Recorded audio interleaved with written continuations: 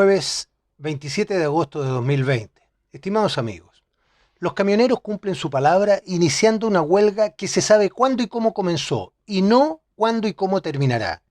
Aparentando indiferencia ante ella, el gobierno sigue dando espectáculo, con el ministro de Justicia corriendo a Temuco para reunirse con los voceros de los criminales presos en huelga de hambre. Perdida toda decencia, Hernán Larraín se vuelve a humillar y con ello a la sociedad democrática respetuosa del Estado de Derecho al inclinar su rodilla frente a terroristas que amenazan al gobierno. Ni hablar de cómo deja al ministro vocero Belolio, quien hace apenas 3 días se jactaba ante las cámaras de que el gobierno no negocia bajo presión ni amenazas.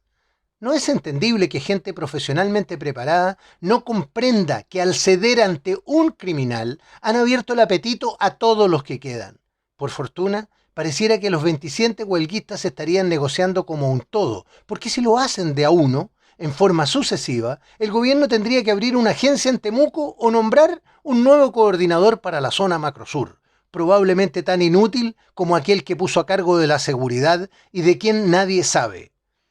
Es comprensible que Piñera no desee que un preso de la etnia mapuche muera en la cárcel, pero que se preste a este gallito inmoral nos parece inaceptable, estando seguros de que así como estimulará a otros para que sigan el exitoso camino de la huelga de hambre, fomentará el repudio de la gente hacia su mediocre y cobarde gobierno.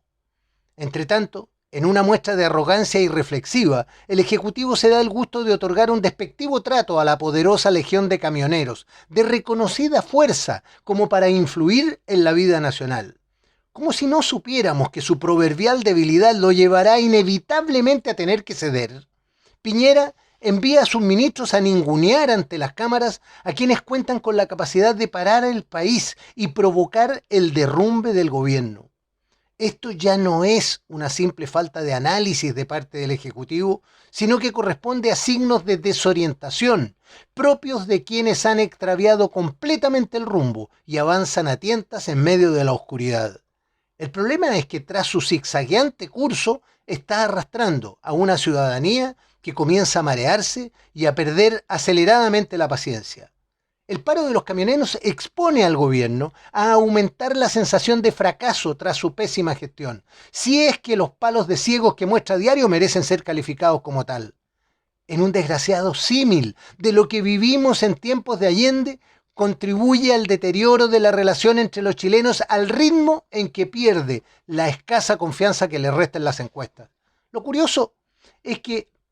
con cada vez mayor frecuencia y sin que aún veamos colas para conseguir alimentos y las protestas generalizadas de aquellos tiempos, un cuadro político descompuesto como el de hoy nos lleva porfiadamente de regreso al pasado, haciéndonos recordar los nefastos tiempos del desgobierno allendista, la soberbia de los marxistas, la violencia creciente en campos e industrias y especialmente el descaro de quienes ejercen vocerías pretendiendo que la situación es completamente normal. Un cuadro que hace apenas 10 meses atrás era impensable, cuando nos sentíamos orgullosos de lo que teníamos y disfrutábamos viendo a los extranjeros viniendo a comprar a Chile, admirados de la condición de vida que habíamos alcanzado.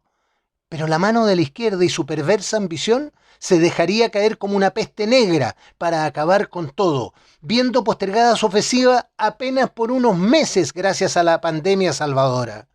Pero la falta de inteligencia y de voluntad política de un gobierno personalista, irresoluto y engreído, le impidió aprovechar la pausa para cortar las líneas de fuerza que sostienen la campaña izquierdista para hacerse del poder. Por el contrario, la sucesiva rendición a sus exigencias y presiones nos tiene a punto de enfrentar un plebiscito que entrega a una oposición circunstancialmente mayoritaria las herramientas que le permiten conseguir su propósito. Tan sorprendente y poco digna actitud, propia de aficionados a la política, parece inaceptable en un conglomerado como Chile Vamos, cuya responsabilidad no puede ser ocultada tras la disculpa de que el presidente no escucha razones o se asesora tan solo por un íntimo círculo, como aparentemente ocurre. Tan poco convincente es la retirada general de la derecha y la debilidad presidencial que hacen pensar que la izquierda pueda tener alguna carta bajo la manga que le permite explotarla en su favor, imponiendo su voluntad cada vez con mayor claridad. ¿Será este el destino que espera Sebastián Piñera por los próximos 18 meses? ¿Seremos capaces los chilenos de soportarlo? Sea como sea, no vamos por buen camino, aunque el gobierno trate de hacernos creer lo contrario y una cínica oposición mire para el costado, dejando que los errores y los abusos sean de cosecha ajena. Mientras la crisis escala, la clase política continúa transversalmente relajada, como si nada estuviera pasando, comenzando a afilar cuchillos para ir tras los ansiados votos que les permitan seguir disfrutando de sus privilegios. La campaña por el plebiscito se ha iniciado, limitada en la mayoría de los casos a las redes sociales debido a la pandemia. La razón indica que las condiciones para llevar a cabo la consulta popular no estarán dadas, pese a lo cual los políticos no cejan en su empeño, sabiendo que si no hay plebiscito, corren el riesgo de perder el control sobre tan preciada herramienta constituyente. Todos los indicativos demuestran que la pandemia no estará controlada en octubre y que por el contrario es altamente probable que en esa época nos encontremos frente a un severo rebrote a nivel nacional o al menos en algunas ciudades densamente pobladas. Sostener que a pesar de ello el CERVEL será capaz de montar el espectáculo en forma segura, garantizando la expresión mayoritaria de la voluntad popular, no es más que una falacia, como todas las que acostumbra ofrecernos la clase política,